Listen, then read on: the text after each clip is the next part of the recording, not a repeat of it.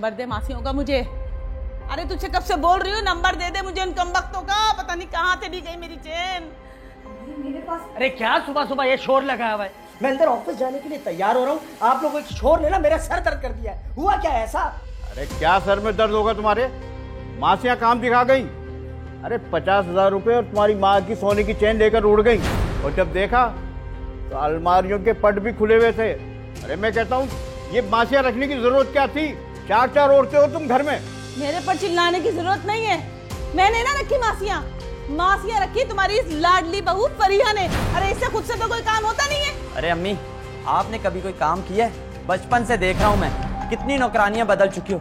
अरे इस फरिया के पीछे पड़ी हैं आप। बोले जोरू के गुलाम। ऐसा कर, इसके पैर भी दबा ले, बैठ जा कदमों में।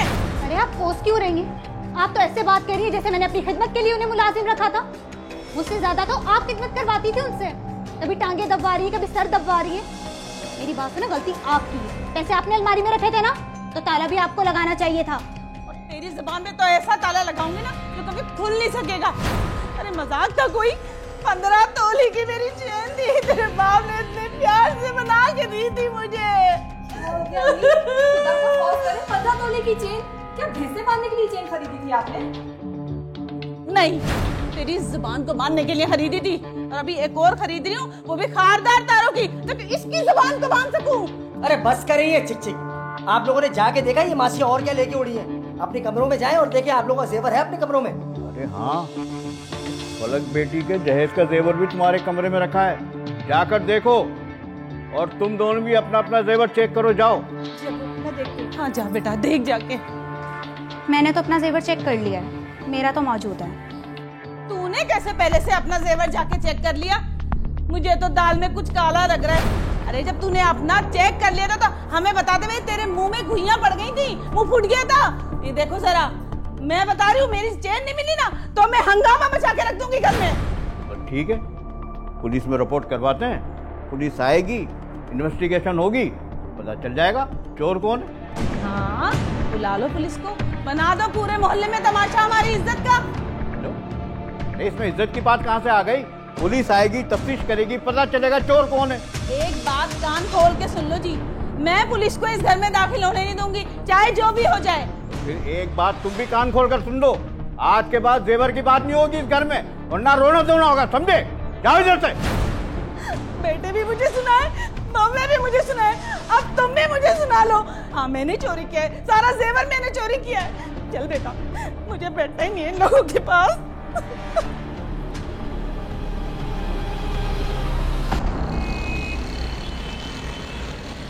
अजी सुनते हो?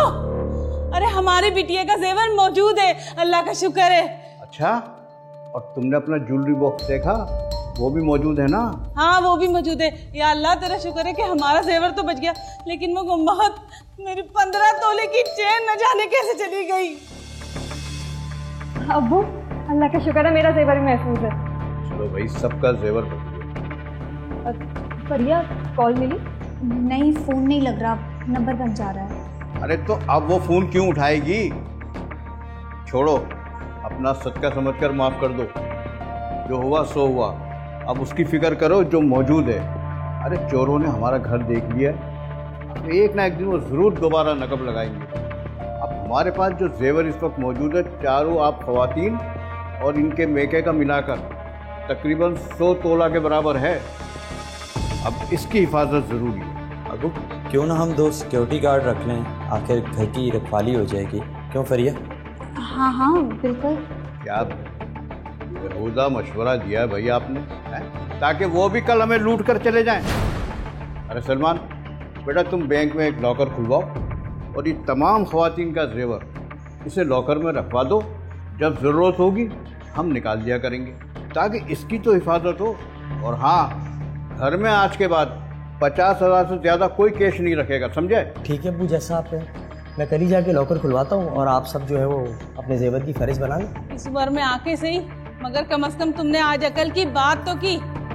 देखो भाई, जितने भी जेवर है ना, सबका अलग अलग टिफिन बॉक्स बनाया जाएगा और सबके जेवरों के टिफिन बॉक्स पर नाम लिख दिया जाएगा। एक मेके का जेवर और एक ससुराल का जेवर। और हाँ, ये जो इनके मेके के जेवर है ना, इसका जो ना वजन करवा लेना, पता चला कोई गड़बड़ हो गई ना तो हम पे इल्जाम आ जाएगा कि हमारा हार तो 70 तोले का था, समझे तुम। वैसे याद तो मुझे अच्छी तरह है कि ज्यादातर मंजूस के जेवर आए थे, मगर शायद कोई सोने का भी हो। तो बात सुनो, जेवर का जो वजन है ना वो खलील मियाँ की दुकान से कराना, लालू खेत वाले, वो बड़े ईमानदार आदमी है। अम्मी, खलील मियाँ सुनार कब से बने? वो तो फाख्ता उड़ाते थे ना। तू भी ना अठेलियां ना खत्म होती कभी तेरी। और ये बात सुने, ये क्या कह रही है मंजूस के जेवर? पूरे 7 सेट लेकर आई थी मैं, गोल्ड और डायमंड के। मेरे भी मैके की तरफ के 2 सेट हैं और मेरे 2 सेट उन 7 सेट पे भारी हैं। अरे हाँ हाँ, हमें अच्छी तरह याद है। तुम्हारे जेवर के डब्बे तो हमसे उठाए ना जा रहे थे, कुली मंगाए थे हमने उठाने के लिए।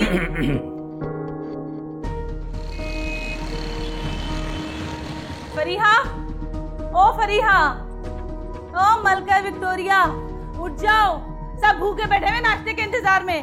अरे क्या हो गया, सुबह सुबह इतना शोर क्यों मचा रहे हैं आप? सुबह नहीं हो रही है, 10 बज रहे हैं, आधी दुनिया के काम हो चुके हैं और हम अभी तक भूखे बैठे नवाबजादी के इंतजार में। भाई मुझसे नहीं होते सुबह सुबह ये काम, ठीक है? हाय, अभी तो मेरी नींद भी पूरी नहीं हुई, इसलिए मैं आपसे कहती हूँ कि मासी रख लें ताकि जान ही छूटे इन कामों से। हाँ, मासी रख लूं ताकि वो फिर आए और घर का सफाया करके चली जाए। अरे तू तो चाहती यही है कि इस घर का सफाया हो जाए। क्या मुसीबत है, जिंदगी मेरी अजाब क्यों कर दी? अपनी बेटी से क्यों नहीं कहती आप? उसे तो कॉलेज में डाल रखा है, उसे लगाए काम पे ताकि आटे दाल का भाव तो पता चले इसे। अच्छा, अब आप मुझे बताएगी आटे दाल का भाव? भाई 5 माह से बेरोजगार है, घर के खर्चे के लिए एक टूटी कौड़ी नहीं देते, फिर भी इतने नखरे, इतना तकब्बुर। अफसोस होता है मुझे आपको देखकर। अफसोस तुम्हें और भी ज्यादा होगा अगर खुद को आईने में देख लोगी तो, ठीक है? ओ चुपकली, अपनी जुबान को ना कंट्रोल में रख। तेरा और इसका क्या मुकाबला? मेरी बच्ची तो मिस यूनिवर्स लगती है, मिस यूनिवर्स। बकवास करती है ज्यादा ही। ये क्या बात है, क्यों सुबह सुबह झगड़ना है आप लोग? अब्बू ने सुन लिया तो क्या कहेंगे? और ये क्या सुबह सुबह आप लोग ने छिपकली और कॉकरोच का जिक्र शुरू कर दिया है? हाँ, घिन आती है मुझे इन सबसे। हाँ, जब तू दिन रात इसके साथ बैठी होती है, जब तुझे घिन ना आती? अरे मुझे तो इसको देख के घिन आती है। जब इसकी शादी हुई थी ना तो ये मैं तो इसके सामने खाना भी ना खाती थी, उपकाइयां आने लगती थी मुझे तो खुद घिन आती है आपसे, जो 6-6 महीने तक नहाती नहीं है आप। अभी भी रूम से निकलेंगी ना, रूम स्प्रे करनी पड़ेगी मुझे। अच्छा बस करें, झगड़ा खत्म करें, मैं बना देती हूँ नाश्ता। तो पहले बना देती ना, ये तमाशा देखने की क्या जरूरत थी? अरे लड़की, थोड़ी शर्म है तुझ में, कामचोर कहीं की। मुझे पता होता ना अगर ये फकीरों का खानदान है, मैं यहाँ शादी ही नहीं करती। चलो बेटा, इसके मुंह लगने से बेटर है मैं अपना मुंह गटर में डाल दूं। क्या? तुम्हारी मुलाजमत का क्या हुआ? 5 महीने हो गए, कब तक घर में बैठे रहोगे? अबू, आप तो जानते हैं मार्केट में जॉब्स नहीं हैं और मैं कोशिश भी कर रहा हूँ। तो बेटा, मैंने तो तुमसे कहा था कुछ पढ़ लिख लो। मैंने कहा था तुमसे MBA कर लो, मगर तुम ग्रेजुएशन से आगे बढ़े ही नहीं। अबू, आप हर वक्त ताने देते रहते हैं मुझे, कोशिश कर रहा हूँ ना मैं। वो सलमान भाई, मुझे ना 50,000 रुपये चाहिए थे। वो क्या है कि परिया की सालगिरह आ रही है, सोचा उसे कुछ दे दूँगा। अरे अभी 3 दिन पहले तो तुम उससे 35-40 हज़ार रुपये लेकर गए हो। क्या करते हो इतने पैसों का? क्यों इतनी फजूल खर्ची करते हो? बेटा, जैसी चादर हो वैसे पाँव फैलाओ। अब वो क्या होता है 30-40 हज़ार रुपये से? यूँ आए और यूँ चले गए। अब परिया की सालगिरह है, मैं उसे क्या बोलूँ? अनवर, ये तरीका नहीं है हमारे साहब से बात करने का। हमारे बड़े हमारा अच्छा चाहते हैं, इसलिए हमें समझा देते हैं।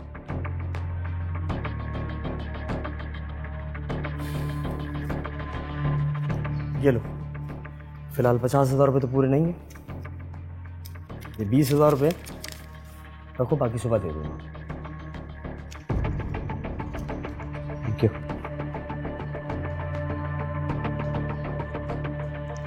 तुमने इस निकम्मे को पैसे क्यों दिए? इसे तो मुफ्त की रोटियां तोड़ने की आदत हो गई है, और इसकी बीवी 1 नंबर की शाखर्च हो गई है वो। वालेकुम सलाम, बैठो। और घर में सब खैरियत है? आपके वालिद साहब कैसे हैं? काम वाम कैसा चल रहा है आप लोगों का? बस अंकल, अब्बू भी ठीक ही है, आजकल उनकी तबीयत कुछ नासाज रहती है, उम्र का तकाजा भी है। और सलमान भाई, ये अम्मी ने कुछ सामान भेजा था अम्बर आपा के लिए। और अगर आप रेडी हैं तो फिर निकलते हैं। क्लाइंट से 11 बजे की मीटिंग है और मैंने प्रेजेंटेशन भी बना ली। अच्छा वो मेरी एक प्रॉपर्टी डील है, मैं चलता हूँ। तो बेटा इन्हें चाय वाय तो पिलाओ। नहीं अंकल, फिर कभी, अभी जरा हम जल्दी में है, वो क्लाइंट वगैरह है ना। अरे बाहर से पिला दूंगा। अच्छा चलो ठीक, चलो।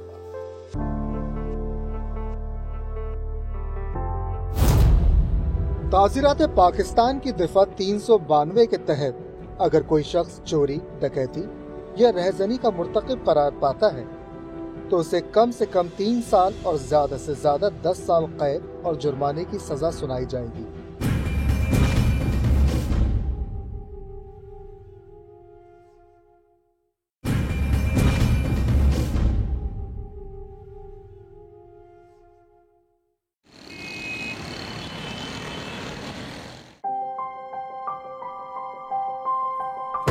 कहाँ थे तुम? कब से तुम्हारा वेट कर रही हूँ। 2 बजे बोला था, 4 बज रहे हैं। यार मैं तो आ ही रहा था, लेकिन ट्रैफिक इतनी जैम थी जिसकी वजह से मैं लेट हो गया। और तुमसे मिलने के एक्साइटमेंट में तो मैं तो पूरी रात सोया भी नहीं। ये फिल्मी डायलॉग छोड़ दो और ये बताओ कि तुमने अपनी अम्मी से रिश्ते की बात की?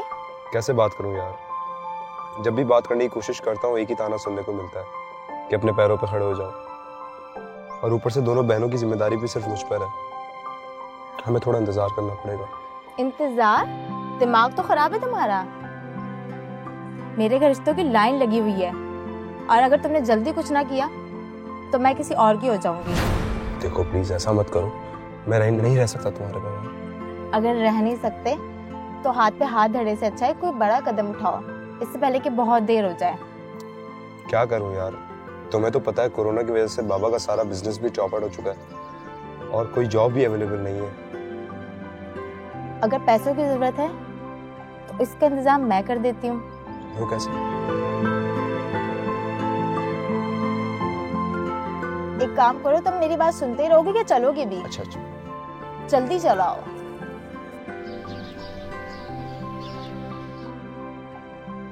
आपको तमीज नहीं, सर पकड़ के जो लेकर आ रही हूँ मुझे। हाँ करती हूँ मेकअप, अपने जहेज में लाई थी ना, आपका दिया हुआ मेकअप तो इस्तेमाल नहीं कर रही मैं। अब मेरी बात कान खोल के सुन। शाम को फलक के ससुराल वाले अफ्तार पे आते हैं, अफ्तारी बना ले शराफत से।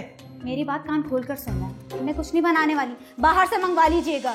बनाएगा तो तेरा बाप भी। मेरे बाप का नाम मत लीजिएगा, आई बात समझ में?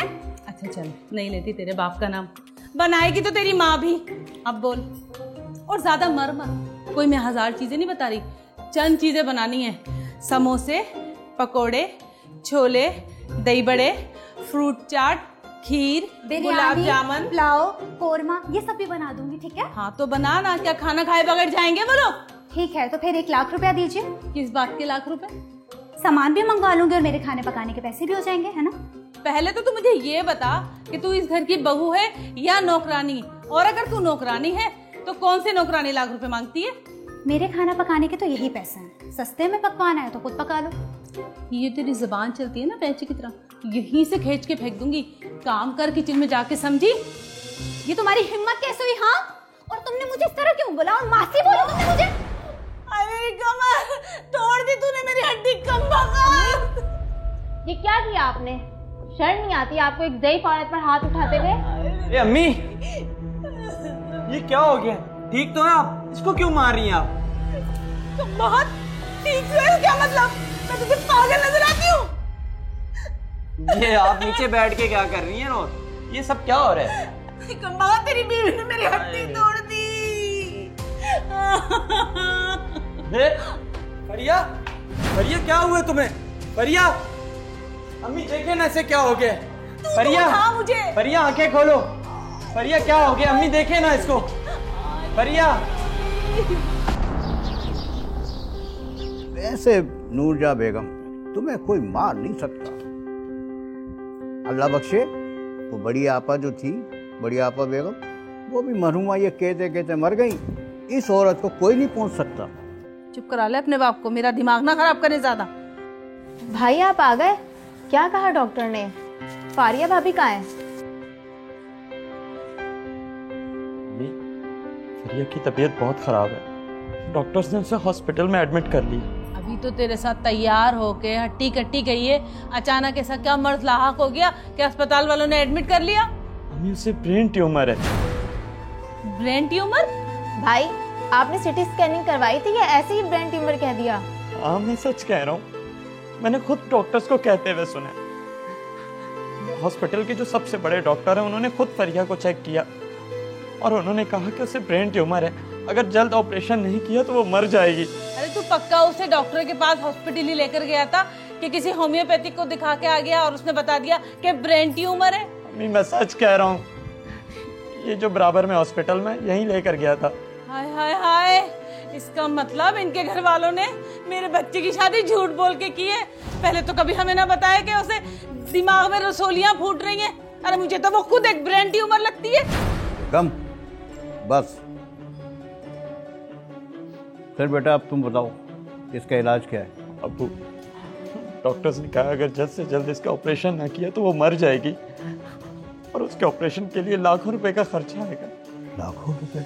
अब्बू प्लीज सलमान भाई फरिया को बचा लें, मैं आपकी पाई पाई लौटा दूंगा।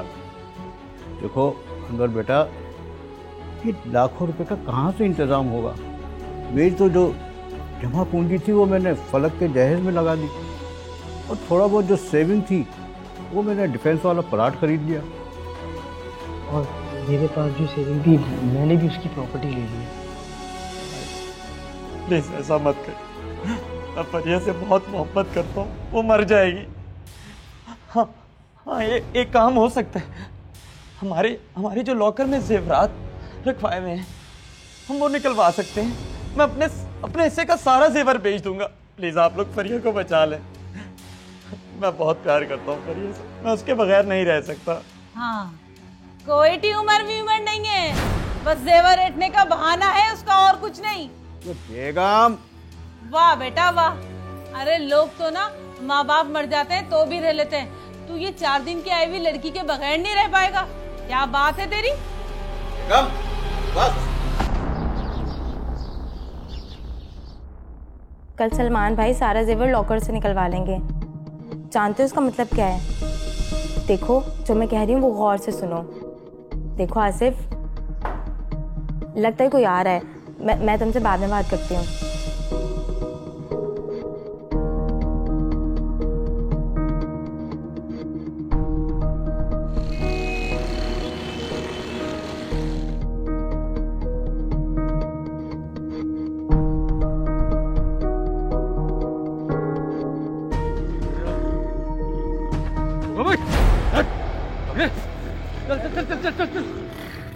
ओ यार चोर, यार कोई पकड़ो, बैग ले गया मेरा। ओ भाई कोई है? ओ यार पकड़ो, मेरा बैग ले गया।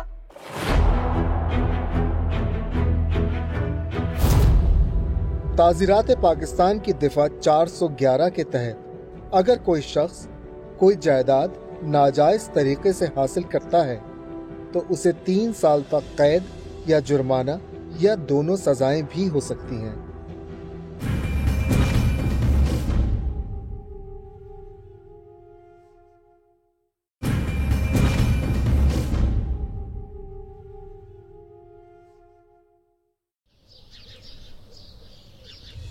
इंस्पेक्टर साहब पूरे 110 तोला सोना था, सालों की मेहनत बस एक पल में खाक हो।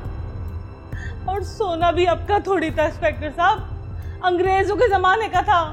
यहाँ तो जो सोना होता है वो तो पीला होता है, हमारा सोना था सुर्खी माइल सोना था। अरे बड़े मियाँ तुमने तो कभी देखा भी नहीं होगा ऐसा सोना। खैर छोड़ें, आप जो केस है इस वक्त उस पर बात करें। आपने जो तफसीलात हमें बताई हैं और एनी शाहिदीन ने जो बयानात दिए हैं उससे तो यही लगता है कि मुल्ज़िमान को आपकी पल पल की खबर थी।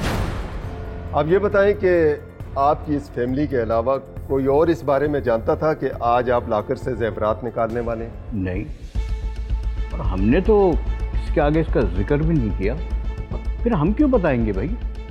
जी मेरे ख्याल में।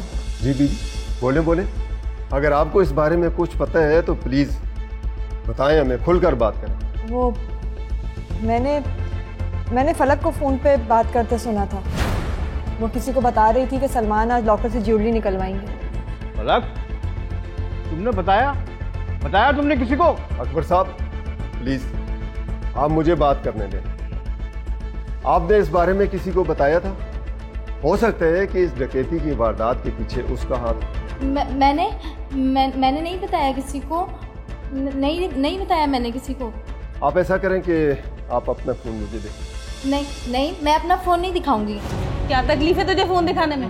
अरे दिखा देना, इनका शक दूर हो जाएगा। तूने थोड़ी की है चोरी। नहीं, मैं अपना फ़ोन नहीं दिखाऊंगी। इसमें 10 चीज़ें होती हैं प्राइवेट। खैर, फोन रिकॉर्ड तो हम निकलवा ही लेंगे, आप उसकी फिक्र न करें। अकबर साहब, आपका छोटा बेटा और उसकी बीवी नजर नहीं आ रहे। अरे वो अस्पताल में पड़ी ना, आप भी सांसें गिन रही है।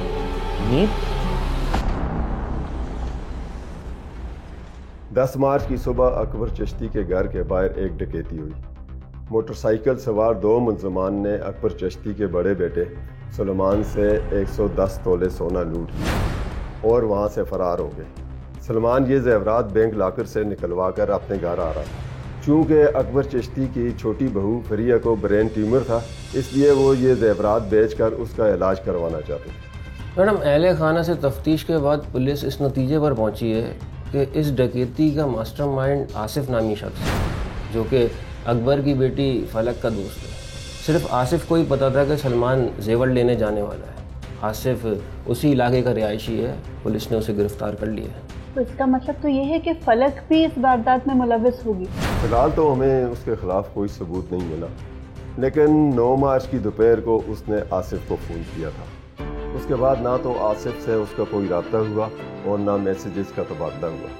लेकिन हमारी तफ्तीश के मुताबिक इस वारदात का मास्टरमाइंड आसिफ ही है। तो अभी आपने जितनी तफ्तीश की है आसिफ से, उसने क्या इतराफ़ जुर्म किया है? नहीं, इतराफ़ जुर्म तो अभी तक उसने नहीं किया, लेकिन हम उसके खिलाफ सबूत जमा कर रहे हैं। हमें यकीन है कि जब उसके खिलाफ हमारे पास ठोस सबूत आ जाएंगे तो वो खुद ही अपने जुर्म का एतराफ़ कर लेंगे। वारदात के वक्त आसिफ की लोकेशन उसी इलाके की थी, जबकि मुलजिम के बकौल वो उसी इलाके का रिहायशी है, तो लोकेशन तो वहीं की आनी थी।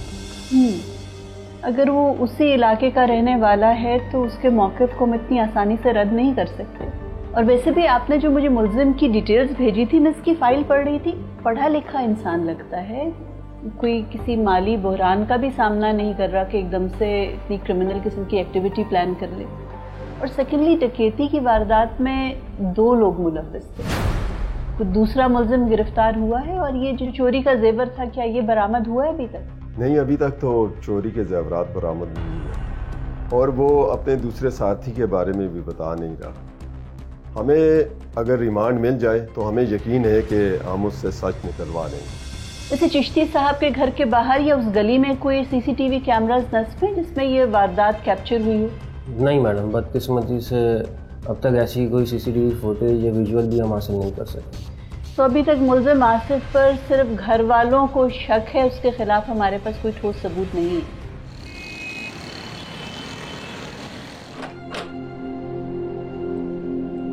भाभी, आ गई आप?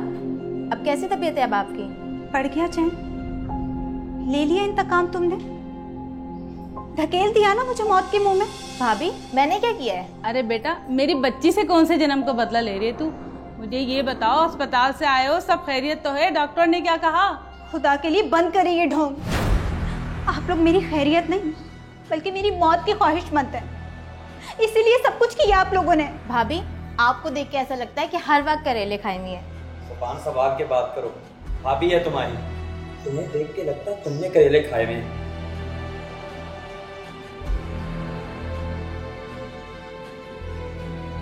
अरे ऐसी बात नहीं है, हम तो चाहते थे बेटा कि तुम्हारा ऑपरेशन हो, और इसके लिए तो मैंने सलमान से कहा भी था कि जितना जेवर है लॉकर में सब लेकर आ जाओ, लेकिन फिर जोरू के गुलाम तो मैं देख ही रही थी, बहू का गुलाम मैं पहली बार देख रही हूँ। तो बहुत बदतमीज औरत हो तुम। फिर क्या, आपकी अपनी ही बेटी ने अपने आशना के साथ मिलकर इस घर में डकैती करवा ली और अपना मुंह काला कर लिया। इतना गंदा इल्जाम? भाभी, दिल तो चाहता है जूता उतार के इतना मारूं कि आपकी जुबान बंद हो जाए। तू पीछे हट, मैं देखती हूँ इसको। अरे लानत तेरी शक्ल के ऊपर। तेरे खानदान में होता होगा कि लड़कियां मुंह काला कर करके भागती हैं, हमारे खानदान में ऐसा नहीं होता, समझी तू? अरे मैं तुझसे प्यार से बोले जा रही हूँ, तो तू जूतों समेत मेरी आंखों में घुसेगी। अरे मैं तुझसे प्यार से इसलिए बोल रही थी कि मुझे पता है तू मरने वाली है, तो थोड़ा चैन की मौत ही मर जाए। बस अम्मी, बस बहुत हो गया। अब मैं और फरिया की बेइज्जती बर्दाश्त नहीं कर सकता। आप रहने दें, इन लोगों को तो मैं खुद देख लूंगी। मेरी बात याद रखना, मैं खुद तो मर जाऊंगी, लेकिन इस मनहूस से शादी कोई नहीं करेगा। ये मेरी बद्दुआ है इसे। इसी घर में मरेगी, यही इसकी कब्र बनेगा। ए, खामोश हो जाओ, ये घर है कोई बाजार है, और चुप हो जाओ सब लोग। तुम ना चुप के खड़े रहो। अरे बेटा काफी नहीं था इसकी गुलामी के लिए जो तुम भी बहू की साइड लेने खड़े हो गए। अरे कभी बीवी और बेटी नजर नहीं आती तुम्हें? फरिया, अम्मी देखें सो। फरिया क्या हुआ? अरे संभालो इसको, मर मरा गई तो ये इल्जाम भी हम पे आ जाएगा। लेके जाओ, लेके जाओ। बेटा पानी लेके आ जल्दी।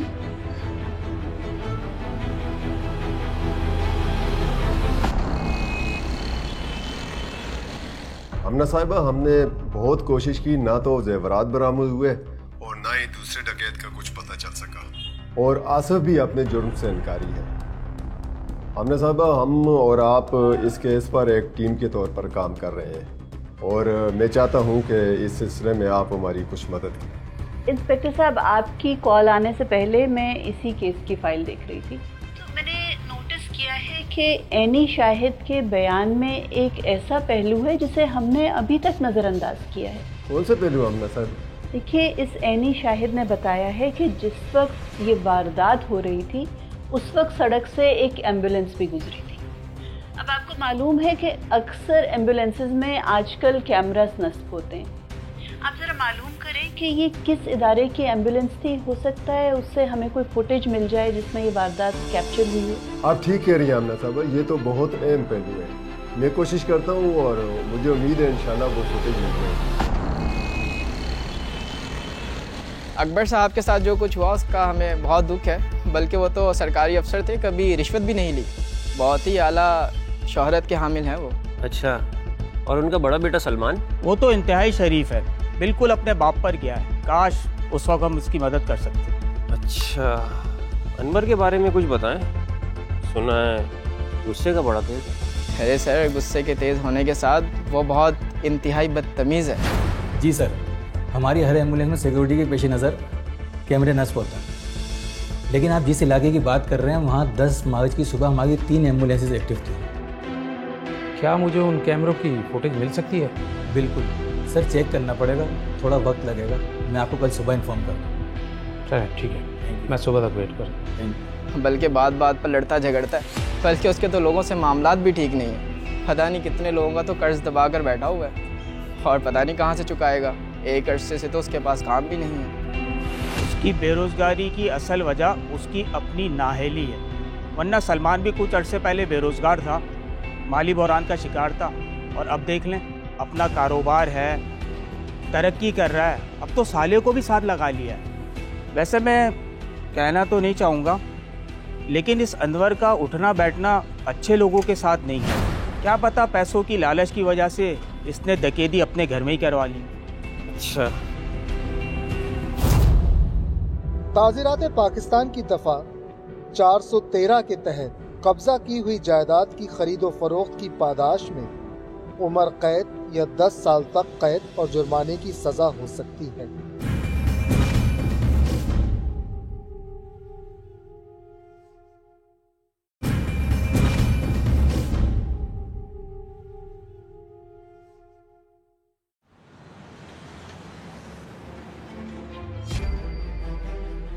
फुटेज से तो साफ देखा जा सकता है कि सलमान जो ही गाड़ी से उतरा है, ये दोनों डकैत फौरन उसके सर पर पहुंच गए। बिल्कुल मैडम, क्योंकि वारदात के लिए आसान तरीन मौका यही था।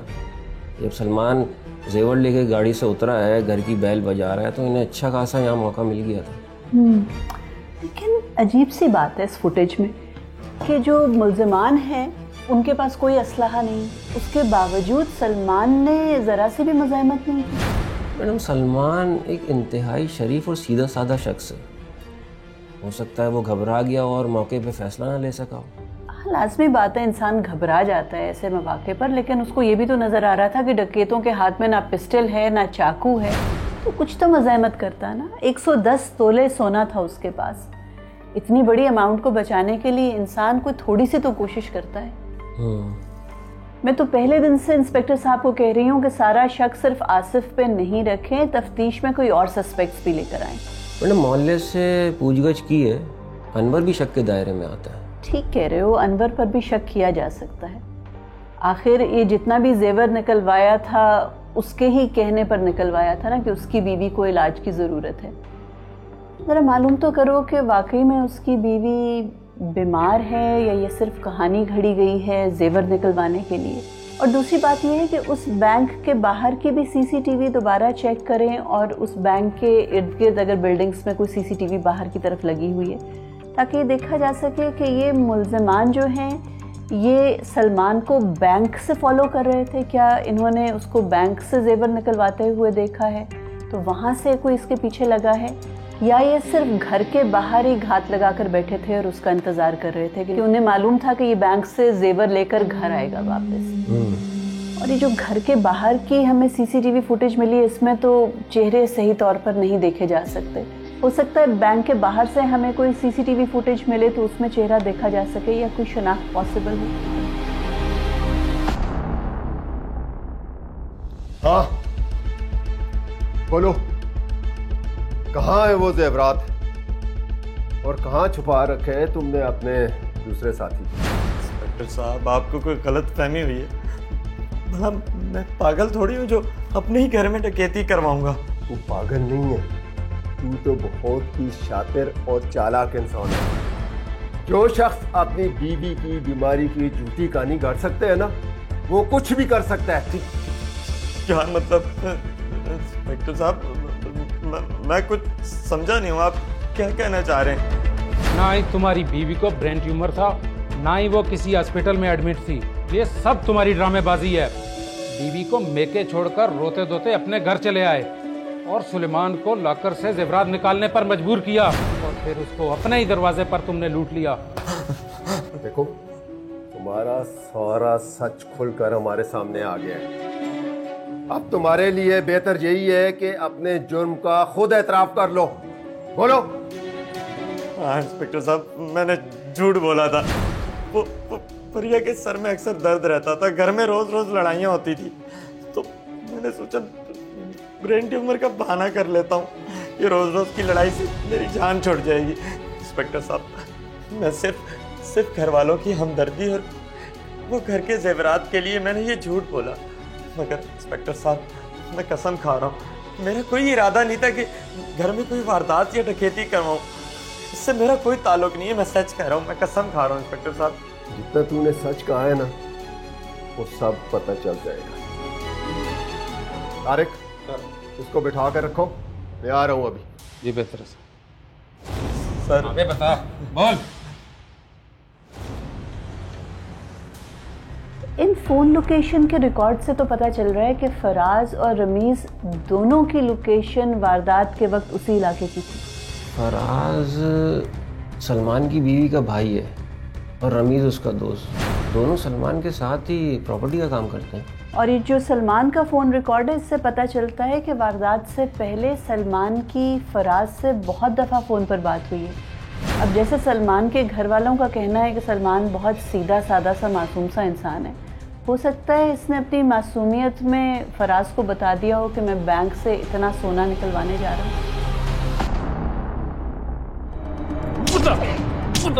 बोल। अभी बोलो, वो तो बात नहीं करवाया था। लेकिन सर का तो बोल रहे सर, असल मास्टरमाइंड तो रहा है सर। बोले, बताओ उसका नाम, कौन है वो?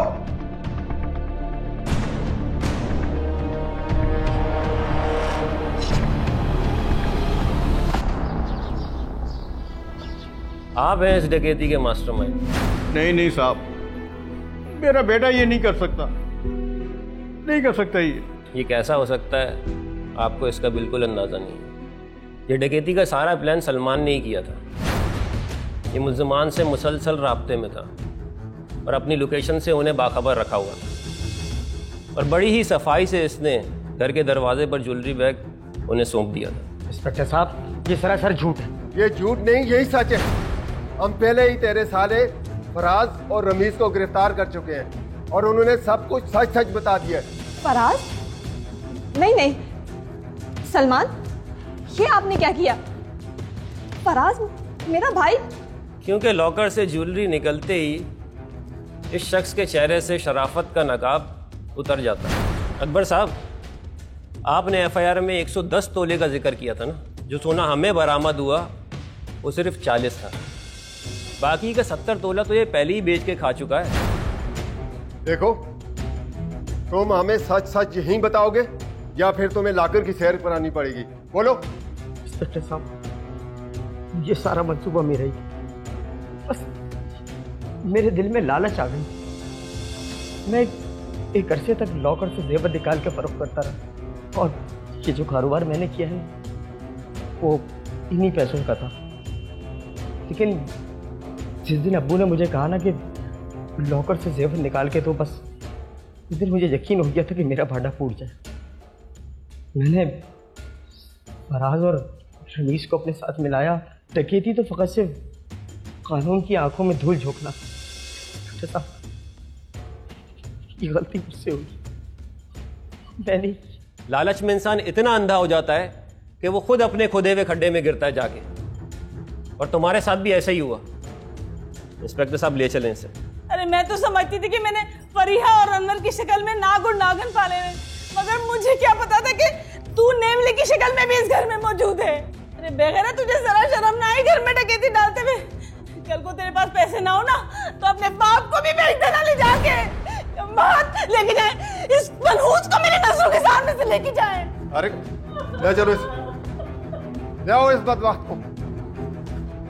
वकला के दलाइल और पेश करदा शवाहिद के जायजे के बाद यह अदालत इस नतीजे पर पहुंची है कि डकैती की यह वारदात सलमान ने अपने साथियों फराज और रमीज के साथ मिलकर प्लान की। इस वारदात का मकसद कानून की आंखों में धूल झोंकना और अपने भाई और वालिद के जेवरात पर कब्जा करना था। लिहाजा यह अदालत तीनों मुल्जिमान को 3-3 साल कैद बमुशक्कत की सजा का हुक्म सुनाती है। अदालत बर्खास्त की जाती है। अगर आप भी कोर्ट नंबर 5 में कोई केस पेश करना चाहते हैं तो हमें ईमेल करें court5@sama.tv।